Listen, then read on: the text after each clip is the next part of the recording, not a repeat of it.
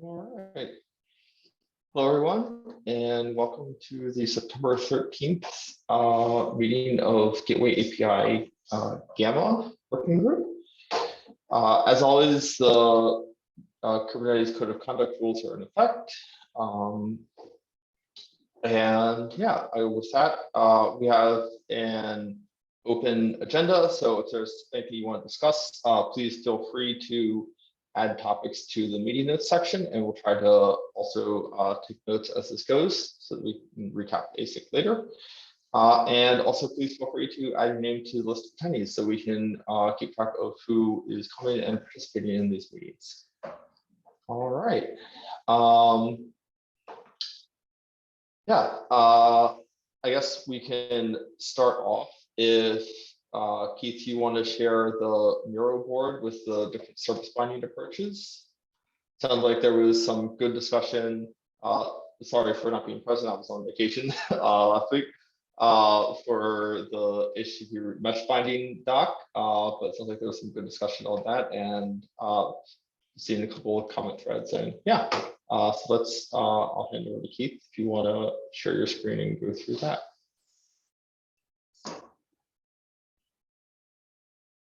HTTP route binding conversation, because they're very tightly related, and we will probably end up bouncing between the docs a good bit. So let me get the correct screen shared. Oh, that's wonderful. There we go. And my Wi-Fi has been up and down, so if I crash, forgive me. So this is a let me try to kind of zoom out a bit here, just show the grand total. It's very small. I'll zoom in here in a little bit, but Nick Young, created this Miro board to kind of just help map out the different options for, or rather different approaches for HTTP route binding, coming out of the discussion that we had in this GEP document in the last call. I'll skip right down to those approaches here. There seems to be a couple of there are, I think, 4 main ones. There were 3, and I added one yesterday after talking with some folks. But at a high level, having for as far as binding something to a HTTP route, we could have a mesh resource be the parent ref for the HTTP route. Alternatively, we could bind directly to a service. That's where most of our conversation went last time. We could also create a service binding resource and then use that as a parent ref.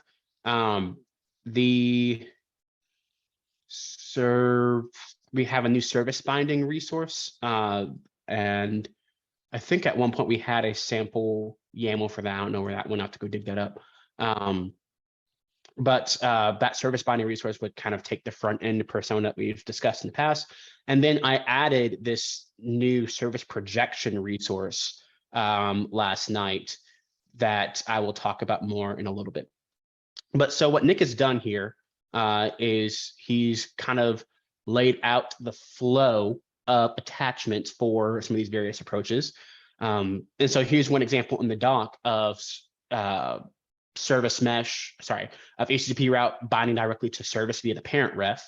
So this HTTP route foo route having a parent ref of service. But like was the case in this example, this foo service is both the parent ref as well as the backend ref. And so you see that kind of cycle happening here. And then if you kind of extend that example out a bit, you run into that situation where, okay, you've got HTTP routes for foo route with the service foo as the parent ref and the backend ref, and also this service foo v2. But what if you had another HTTP route, foo2 route, that is been a parent ref to foo v2, and it's had a backend ref to service foo, and so you've got this DAG that's now cyclic. And in the gateway case for the ingress path, you've got the exact same thing. We've got a gateway class, gateway that most of us here are familiar with at this point, and then a HTTP routes for external traffic, so the ingress path going to service, as well as service v2. But then, all the stuff in this box is arbitrarily complex as well. And so Nick's got a couple ways of trying to go about this, where we could take a different approach and do the foo route, HTTP route with a mesh parent ref binding. But then you've got the open question of, how does the mesh know what traffic's relevant? This would be a named, there's a cluster scope mesh resource. This is it's similar, but it combines a couple of approaches with a mesh resource, a cluster scope mesh resource, and a service binding resource.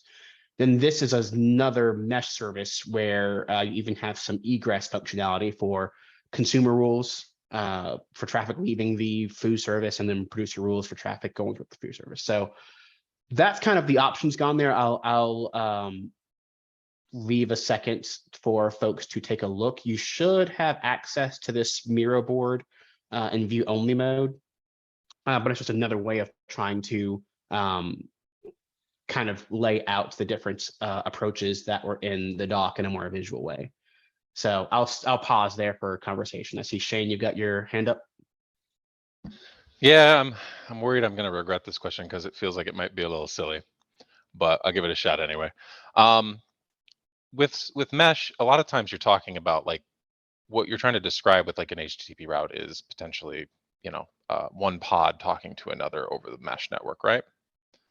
I just noticed in those diagrams that pod doesn't seem like it shows up very much. Is that something that would be helpful to have, like more like put the pod into kind of the layout a little bit more, but maybe not. I don't know. It's just something that I noticed, and it seems like it's missing from a lot of the conversation. That's very funny. John, Nick, and I were talking about this yesterday, and I think that's why John had his hand raised. But Mike, you're in the queue, then John, then Lee Win. Should we answer that question, though, or are these queues for new questions? Mike, I thought you had your hand up.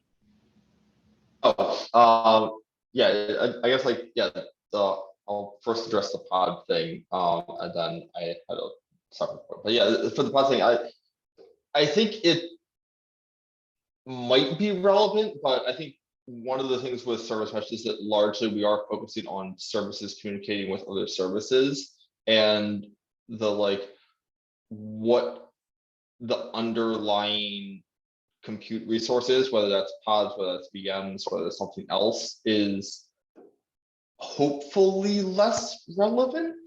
Right. Okay. I think that makes sense. No, the implementation detail definitely is important, but yeah, I get it. The reason is just because that is an implementation detail that may not actually be accurate in every situation. I get it. Just thinking out loud, but yeah.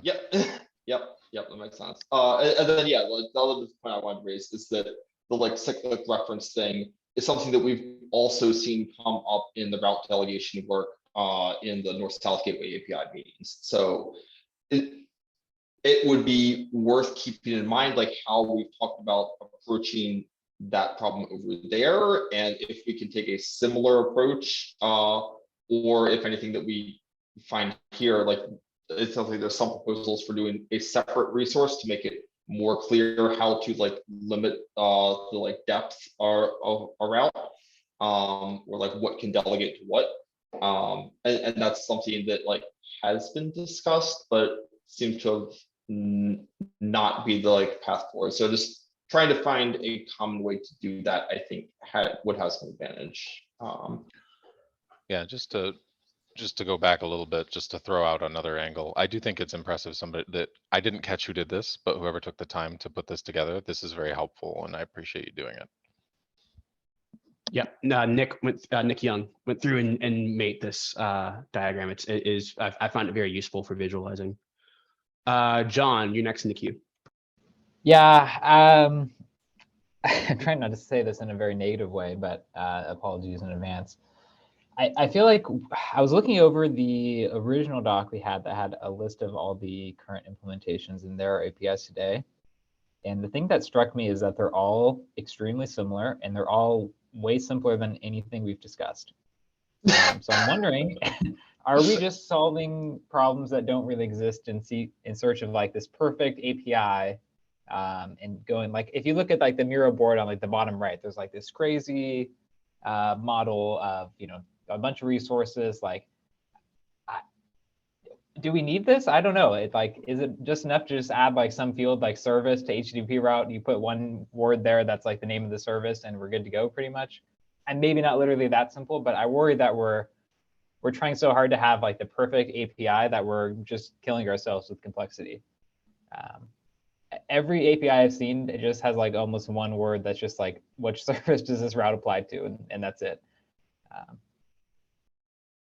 I'll take a Knowing stab at Nick, go I was ahead. gonna say, just Go ahead, knowing Shane. Nick, I mean, he just wanted to be extremely thorough and like writing out anything that he could conceive as like a setup that we have talked about so far. I'm not saying you're wrong at all, just that I don't think his intention was anything other than just to not miss anything. I Yeah. think, no, go ahead, Mike. Just like, I think it is worth considering, like, what are the use cases that like are possible, and then narrowing the scope down of like, okay, that's not a use case we care about supporting right now. So we've attempted to do that with like egress, for example, and like deployment models for mesh. And I think we've had some success with that. The concerns do keep creeping in, but I do, to John's point, I think I both agree and disagree. So I think that, yes, we have, if you look at mesh implementations, they are by and large a lot simpler than what we've come up with here. But I think that's for a reason. And I think that this work is still necessary on the Gateway API Gamma case, and here's why. I think because we're trying to create an abstraction, or at least a common API, rather.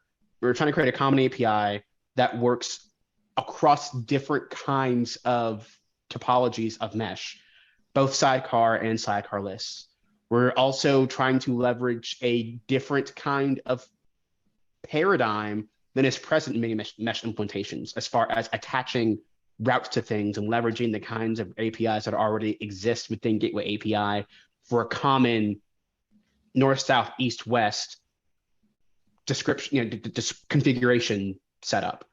And I think the fact that that we have to do both of those things, and I'm speaking about this from the perspective of someone who's a service mesh interface maintainer, a SMI maintainer, right? This is kind of the same things that we have to try to address. And I think we made some choices in that process that didn't necessarily align with today's reality of mesh, where you've got, sidecar-less with eBPF, sidecar-less with Istio ambient mesh. There's the landscape looks a lot different, and users have different things they want to do with their mesh. The use cases in the forefront of our minds, because a lot of people here have worked on meshes with users who are trying to do these things now, whereas that might not have been the case when a lot of the mesh implementations that we're talking about originally started.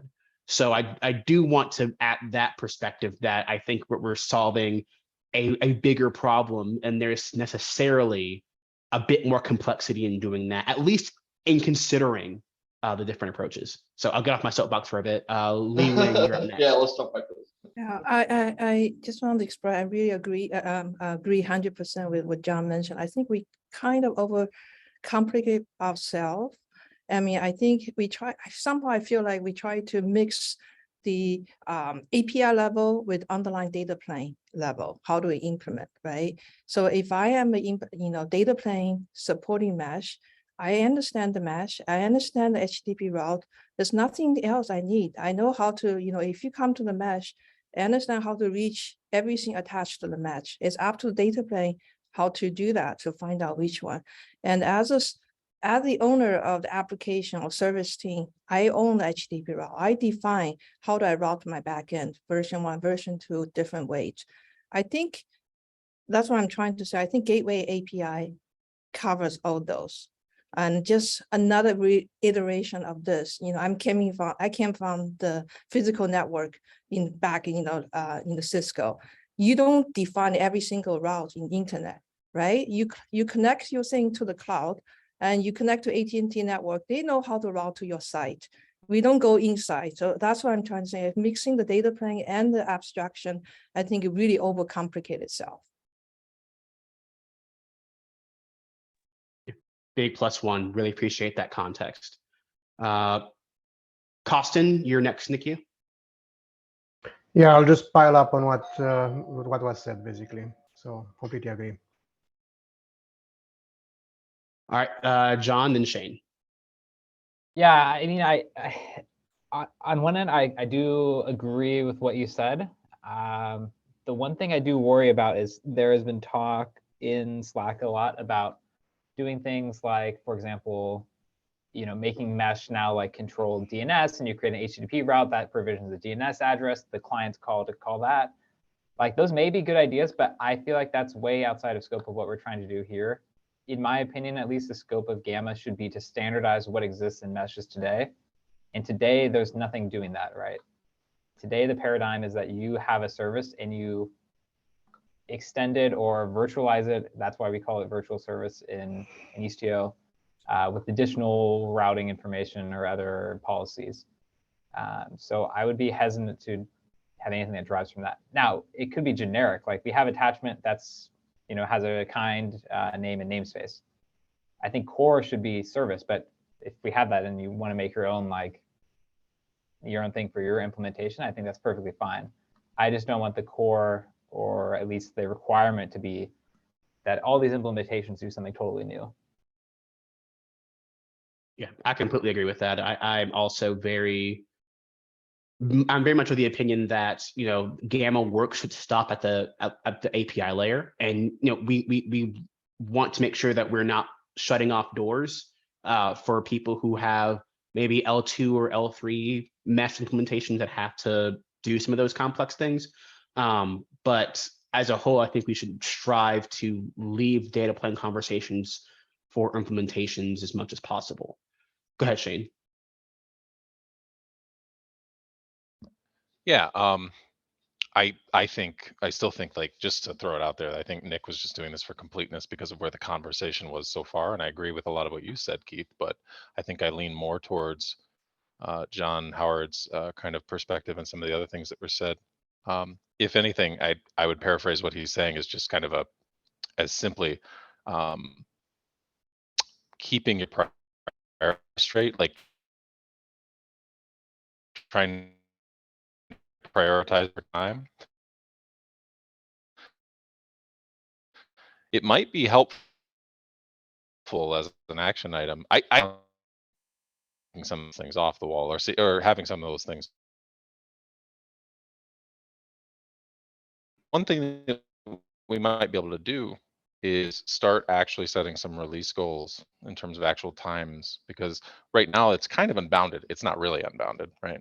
Like, we don't have infinite time. But for those of us, me included, who will be implementing this for mesh, it'd probably be good to start setting some timing goals so that we can start, what's the right word, shaving off the excess.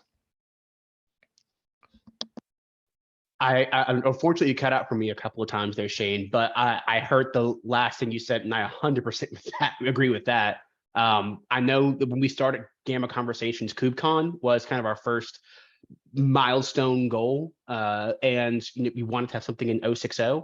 When we've got the kind of generic service mesh what and why get in, but I would very much love to have something more concrete in that time frame. And yesterday at the Gateway API, the January Gateway API meeting, Rob mentioned that a month from now is kind of the when we need to start thinking about cutting 060 upstream Gateway API, and that feels like that has implications for us as well. So yeah, keep that. Let's keep that in mind, and I would very much like to have something, a way for binding X routes and a possibly way to represent mesh if we need to represent a mesh in some way. but I feel like at the very least binding is something we should have scoped out by then. Because from there, implementations can go and make up stuff as they go along, because this underlying API will be at least somewhat consistent.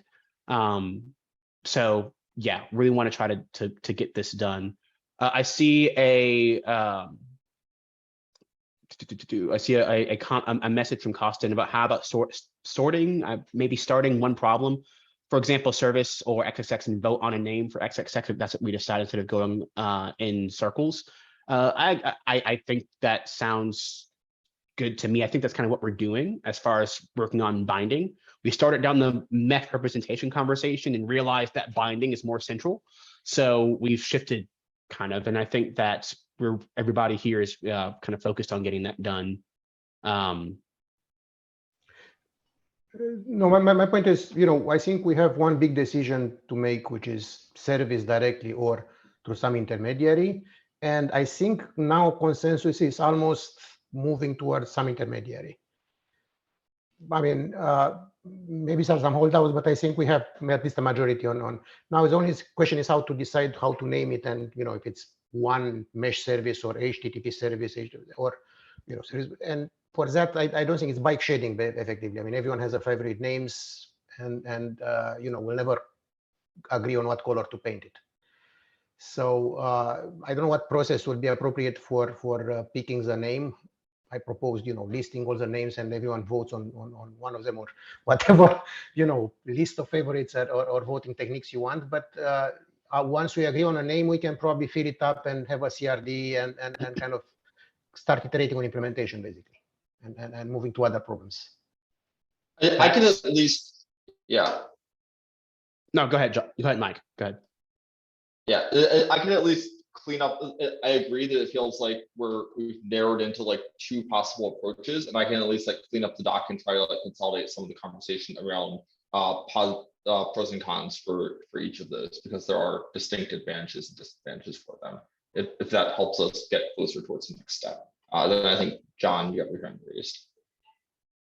Yeah, I don't want to derail things too much if we still have topics here, but as I was going through the old doc, I stumbled upon one of the original proposals. In looking at it, it seems like all of the concerns with the current proposals that led to the complexity that I was concerned with are actually addressed by this proposal. So I was wondering if it would make sense for me to share it, and folks could tell me if there's actually concerns that I don't realize. The one I'm thinking of is attached to mesh and service. Thanks for sharing. I was going to share it, but that's even better. Yeah, so like in this case, we don't have service as a parent, so we don't have the loop. It's very explicit. We have room for binding to services or not binding to services if we want to just match on a generic host name like google.com for egress. You can bind to a service import or a HTTP service if you make one. Are there concerns not addressed by this? Like, to me, looking back on it, it seems very simple and kind of seems to meet most of the use cases. I'll start. Oh, sorry. Go ahead, Costin. I saw you on mute first. No. I mean, it's a good approach, but what does parent ref mesh means? I mean, because we decided to defer multiple meshes, so I don't think we need to use it, and it's still based on host names, and it's confusing the services and cross namespace services and the whole ownership. That's basically what convinced me to drop this host name based approach. Yeah, so let me respond to both those. So the first thing, why mesh? Really, when we have a route, it can apply to gateways, or it can apply to mesh or both, right? So we need some way to say this applies to a mesh. The simplest way to do it would literally be a Boolean value that's like mesh equals true or false. But I think that's probably too simple. We could do that though, right? Like we just need some way to say this applies to the mesh. On the other topic, it's not just based on host name. So the most common case is that you're actually applying routes to services, right? In that case, the host names is very, very, very likely to be empty, unless your actual application serves multiple host names, like it's Nginx or something. You probably don't actually want to match on a host name when you're matching on a service. Where host names is useful is, one, it's part of the spec, so I think we have to support it. But two, if you don't bind to services, which is optional, then you may say, okay, hostname's google.com or something, right? We don't have a way to have a non-host name match for google.com most likely because it doesn't have a stable IP, et cetera. So the most common case, it's not murky with the namespaces and stuff because the service would be explicitly namespace declared in the service.namespace field. And maybe to my question about namespace, my understand like namespace is you define your object, but reachability, that's really cross namespace, right? Say for example, you can reach all the services from data plane point of view, right? Even like internet, I can reach the google.com, but I don't own the who defined the google.com object. So that's my confusion about namespace versus reachability. Yeah, definitely. So reachability is not a part of this spec, right? If you want to say like only the food namespace can call me, that's something we would need to handle in the authorization policy, not in a routing API, I think. Right. The feedback we've gotten is that it's very important to have separation from like routing functions and security functions. Sure. On the namespace part, though, I think there was still an ownership question, like who can define a route for google.com, right? No one owns google.com. Yeah. So the way that we have it, I don't know if it's commented on the screen right now, but somewhere in the doc, the way we have it set up is that if you are applying a route to your own service in your own namespace, then you are the producer of that service, right? I think we defined a term producer or route. So they're able to define a route that impacts all the clients and saying like, oh, when you call me, you should hit V1 and V2 at this split. It's kind of like a suggestion to the client. Of course, they could ignore you if they were malicious or whatever. That's when you would use authorization type policies, which are out of scope right now. On the other side, if you're saying that if you have a route for a cross namespace thing or something like google.com, you don't have permission to say, okay, everyone in this cluster, when you're calling this other thing that I don't own, you should do this thing, right? That's very insecure. So the idea would be that if you're making cross namespace ones, those are kind of your consumer overrides and they only apply to your namespace.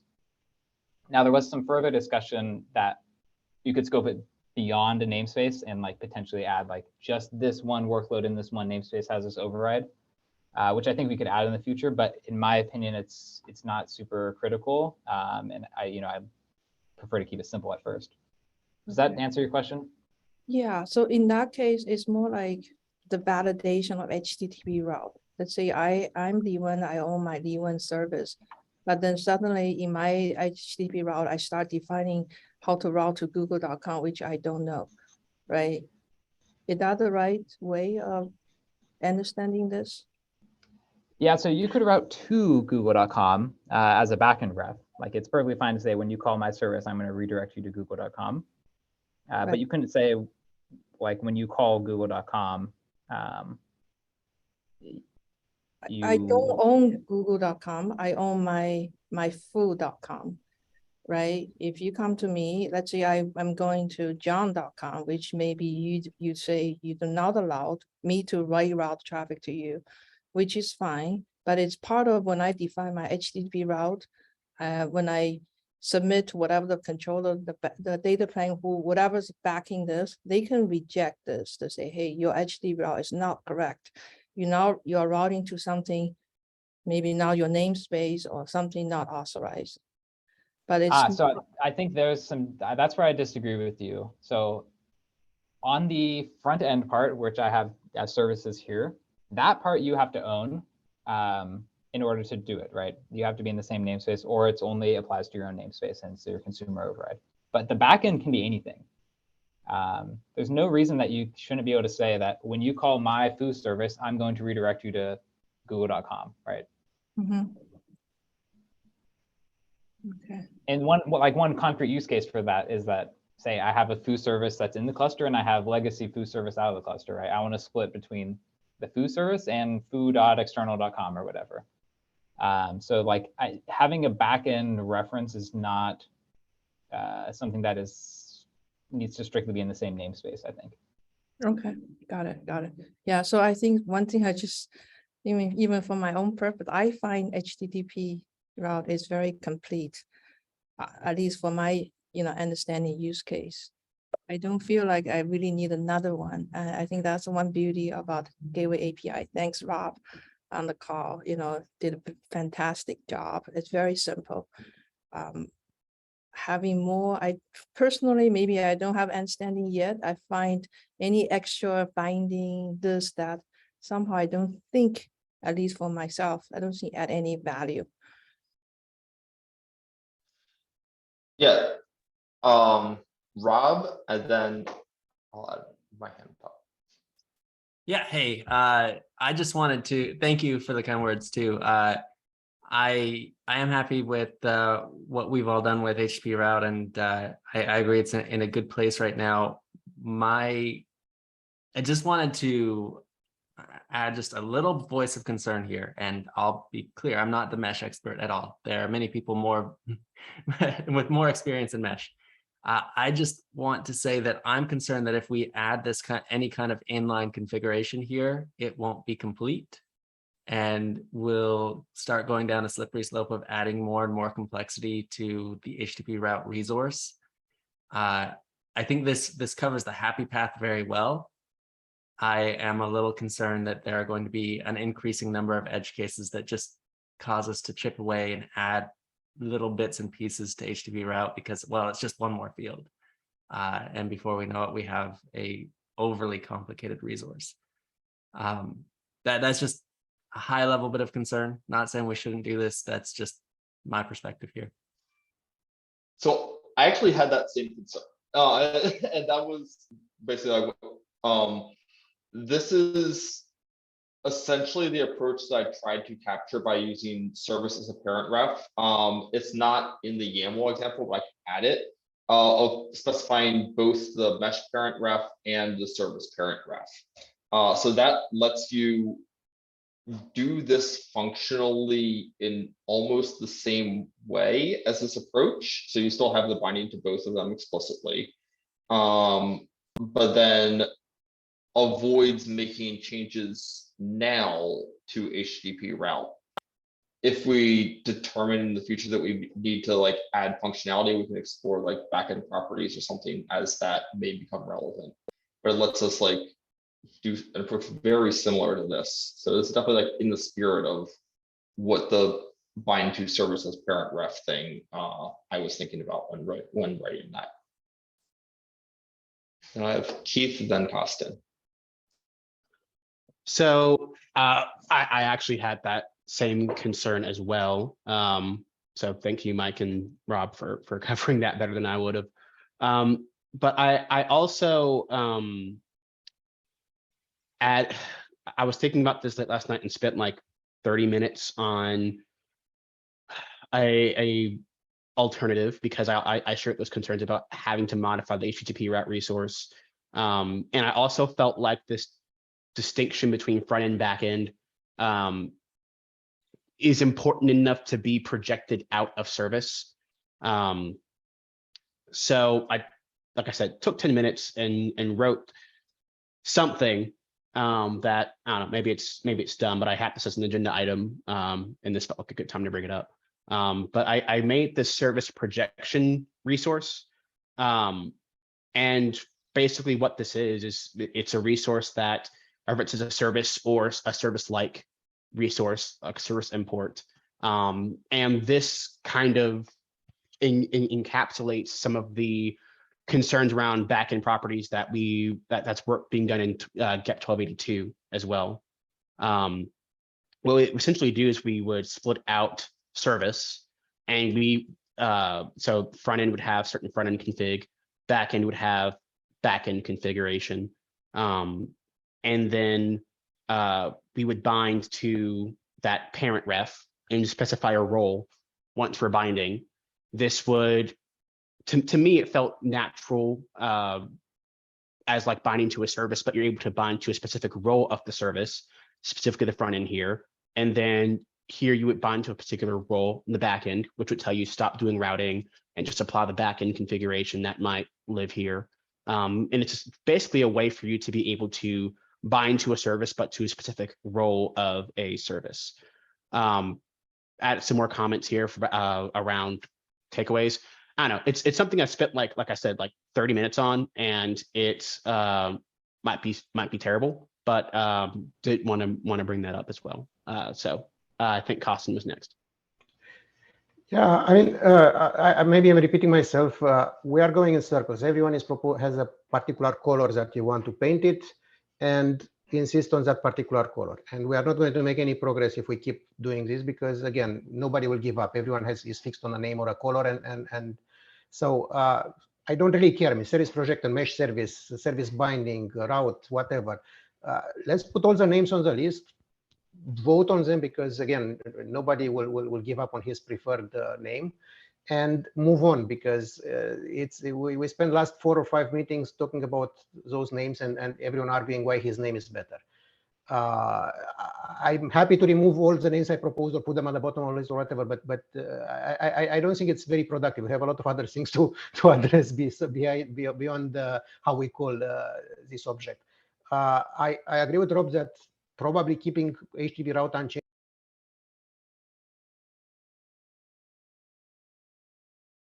Did he just drop for everybody else? Yeah. I like where he ended though. But no, I hopefully he'll be back soon. Yeah, he's back.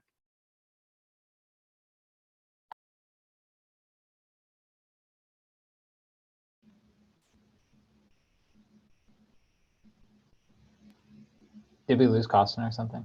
We did. He's back partially Okay, I wonder now. if Google Wi-Fi dropped out because I got kicked out as well. Oh no.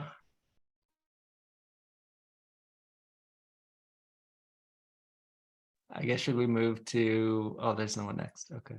I thought John was. John, you have your hand up before you get kicked out? Yeah, I think I did. I was just going to respond with some comments about this doc. And these are just like my 1-minute impression. So one thing, we still have these kind of circular reference of parent and backend the same, which I'm not terribly against that, just throwing it out there.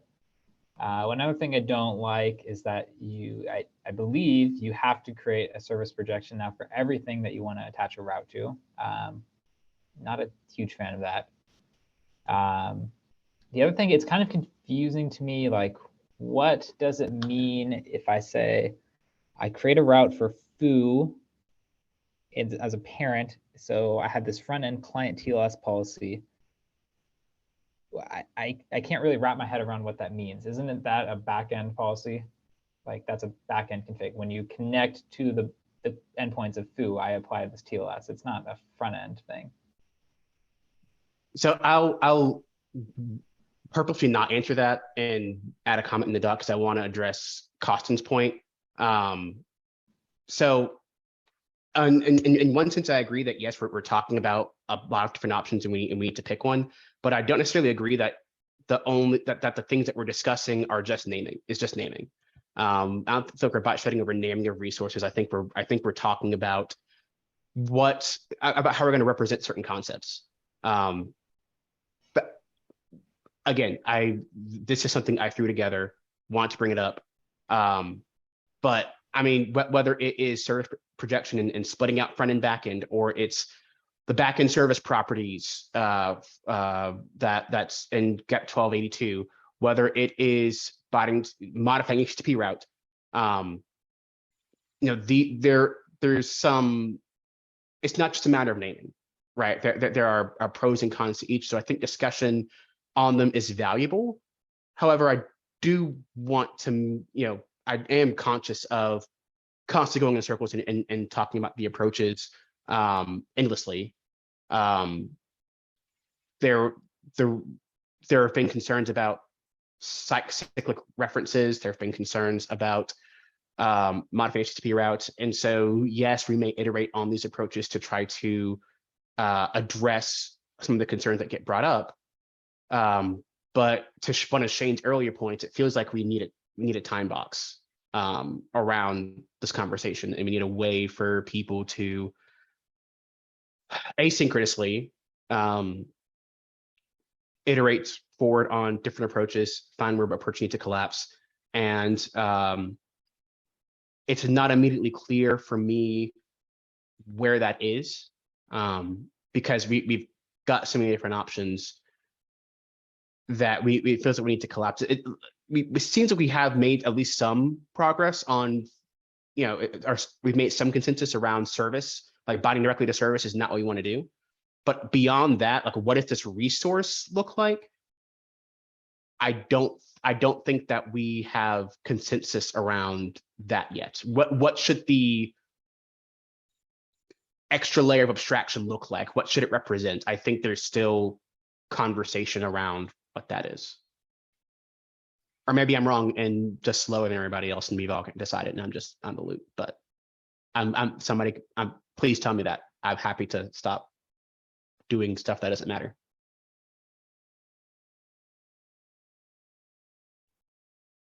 So just so I understand, it sounds like there's been a lot of different proposals here for basically the same layer as service projection in the proposal we're looking at right now. Service binding, I remember that, and then connecting directly to a service resource. And even all of these, like the service binding, the service projection, my understanding is that they would still somehow have to point up to some kind of mesh resource. Is that correct? Not Or- necessarily, Okay. because depending on how mesh attachment is defined, it is possible for the admin to say all the workloads are part of the mesh automatically, or this namespace is in mesh A, and this namespace is in mesh B based on namespace selector. So it's not necessarily that you need to point to a mesh. The mesh is pointed to you. I mean, it's kind of the opposite. The I admin see. decides you are enrolled, and then you don't have a choice really. But hey, I'm in namespace X. Admin say I'm mesh A, but I choose to be in mesh B. That's not acceptable.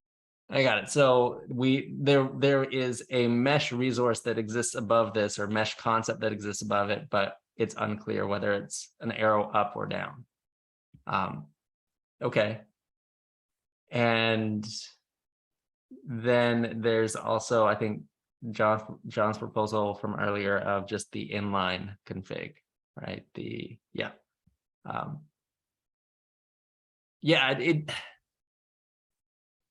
That is a tough place, and I definitely get the idea that we should try moving forward with something soon. It's very easy to get stuck in this state.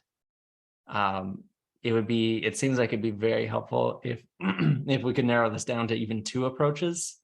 I don't know if there's a front runner for the resource that exists above HTTP route as an example, but if we could, try and find some, do a vote, something like of this approach has the most promise. Let's just move forward with it and see where it goes. I don't know. But I think at some point, as others have mentioned, some kind of vote or some kind of just, here are 3 or 4 options. Let's choose 1 or 2 of those to move forward with. I think we can narrow it to 2. It feels like we are pretty close to having either we introduce a new resource and use that to target things, or we bind to service maybe plus mesh. Those feel like the 2 like substantial approaches that we've had a lot of like traction discussion and various pros and cons on. I can narrow the doc to focus on that if that helps. Yeah, I agree.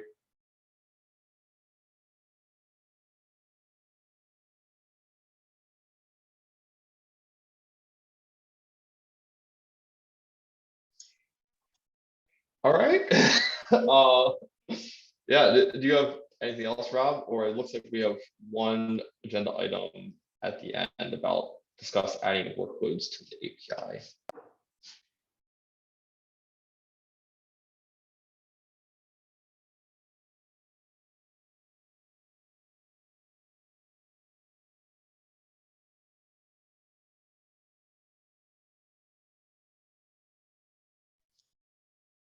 All right. Whoever added this about discuss the adding workloads to API, if you want to bring that up. I think it was Nick who's not here, but maybe I can speak on Okay. behalf of him. But Sure. yeah, so I think where this was going, we were talking last night, and there was kind of this idea of like, what are things that apply to services and what are things to apply to workloads? In routing, like routes apply to services, right? You call a service and something happens. Now there was a mention from, I think, Shane, that like, well, what happens if you call a pod? That historically has not been, like, typically when you call a pod, you don't route. You may apply some backend configuration, which we'll maybe have to work in. But it's typically that's like a, something that's already doing its own load balancing. So you just want to pass it through. But other things like authorization policy, I don't know, other things like that, all apply to workloads. And there's even potentially the concept of like, apply this route, like apply a route to this workload when it calls this service. So even more scoped, right? So that instead of applying it to kind of the whole namespace or the whole cluster, it's only applied to one thing. That's something we might want to do. In my experience, it's fairly rare. But that was kind of where we're getting at, like, do we need a way to represent workloads? I think, in my opinion, so now transitioning to my opinion from Nick's question, it is useful when we have policy attachment for these types of things like auth policy. Like for that, we need to attach to something that's not service, right? And we need to figure out what that is. It could be a deployment, it could be a pod, it could be a service count, it could be a label selector, it could be all sorts of things that we'll need to figure out. But I think for the routing stuff, I personally don't think that that's something we really need to solve right now. It's something that we need to solve once we apply those things, is kind of my take on it.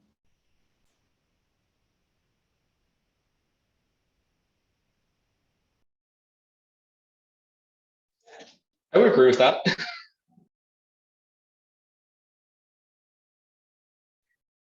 Yeah, I also just want to point out one example. Maybe, I see, people implementing microservices, service-to-service communication. Today, one example here is on AWS, as a service team bar, I define an API gateway. You can call gateway is your front end or something, right? And then you define different backend, you can, from the gateway API, you can call Lambda, you can go to Fargate task or to EKS pod, blah, blah, blah.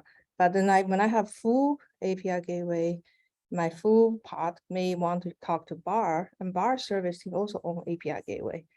I just want to point out as an example of how people today in real world using service-to-service communication on AWS.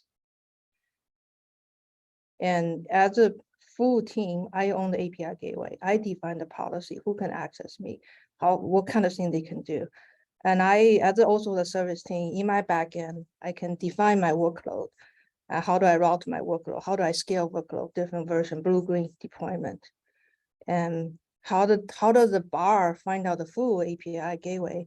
Today, AWS VPC network help you find it, right? I'm sure when I go to google.com, right? I mean, of course, I have to go to internet. The internet, you go to different internet network, you can go, right? And the internet routing will help me. When you go to a physical network, BGP or OSPF, how do they do? I don't care, right? As a client of full, I know the internet will help me to get my traffic to google.com. And when I go to google.com, I mean, assuming it's API gateway implementation, it of course define how to get to its backend or multiple backend. I just want to point that out. Yeah, that's very much kind of reflects what I've been thinking of as far as that like consumer producer split. So like the producer is defining, say, like traffic splitting to canary something or whatever. The consumer shouldn't need to know about any of that. They just want their traffic to go to however the food producer, the food service producer defines the splits and gets to the backend pods. Right, and where is full is the mesh, is the network, whatever in the middle. Today I envision is in that mesh. The underlying data plane who implement the mesh help me from full to get to the bar API gateway. That's my view of the data plane for the mesh.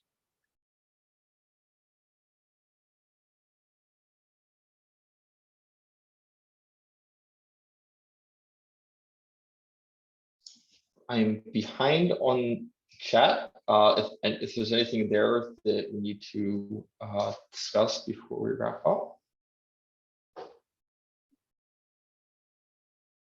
I just wanted to, if there's nothing there, I just wanted to add a couple comments about how we can move forward here, because I know that's top of mind for everyone of getting unstuck. I'm, I've been reading through the docs, and one of the things that I don't completely understand, there's been a lot of focus on service as a front end. And I think that is the vast majority of use cases, the front end is a service. What I don't understand as well is what other kinds of things might be a front end. Because if the use case we care about is just front end as a service and we're okay with nothing else, I think that dramatically changes what approaches we're okay with. I've been trying to leave room in my head for all these other potential kinds of front ends that could exist. And maybe some kind of definition of what kind of front ends we want to be able to support, or what we've seen used that we want to leave room for, could help clarify. Because if we really just care about a service name and it's unlikely to go beyond that, then that seems to deserve a different solution than, yeah. So that's kind of, yeah, I'll stop with that question. So one immediate use case that comes to my mind, oh, sorry, I skipped the whole hand raising thing.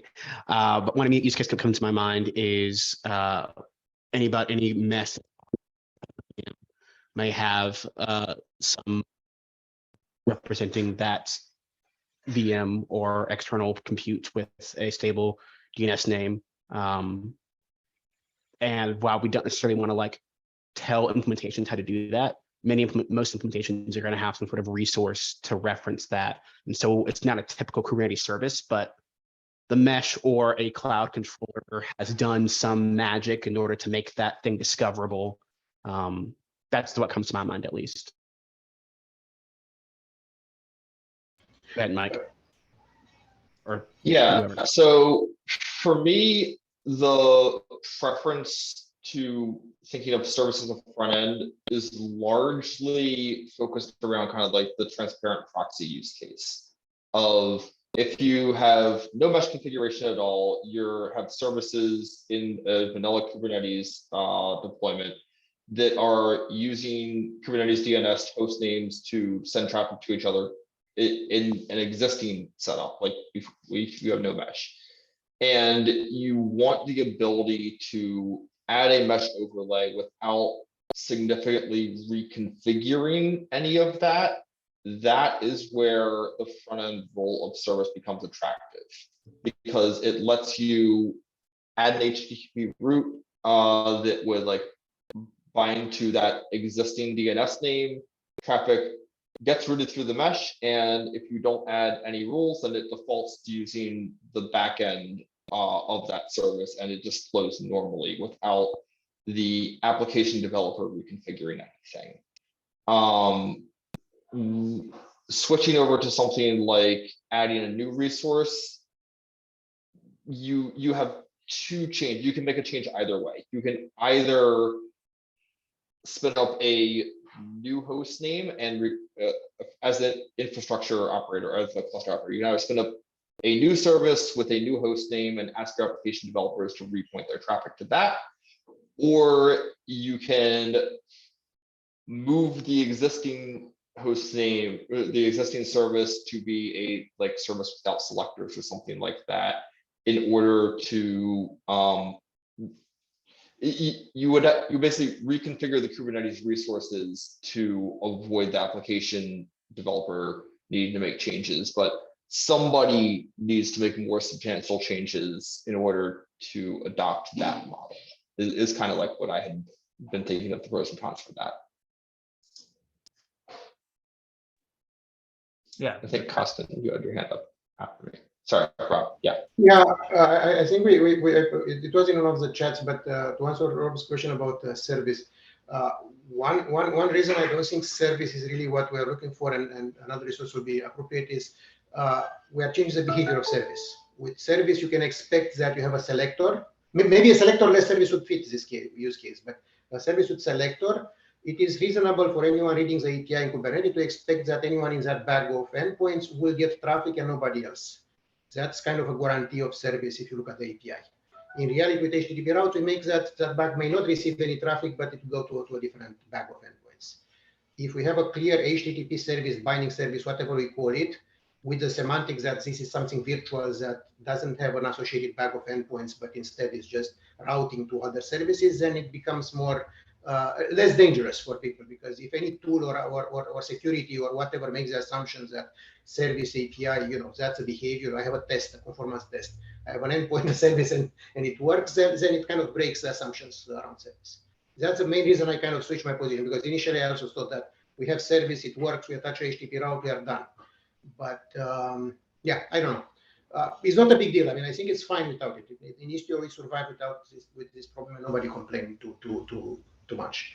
But as long as we move forward, and that was the other reason I changed position, is that let's get consensus on that and move on. Yeah, that's all really helpful, and I would echo your thoughts. Let's get consensus and just get moving. I think we're getting pretty close to that, so hopefully we can get over that last little bit here.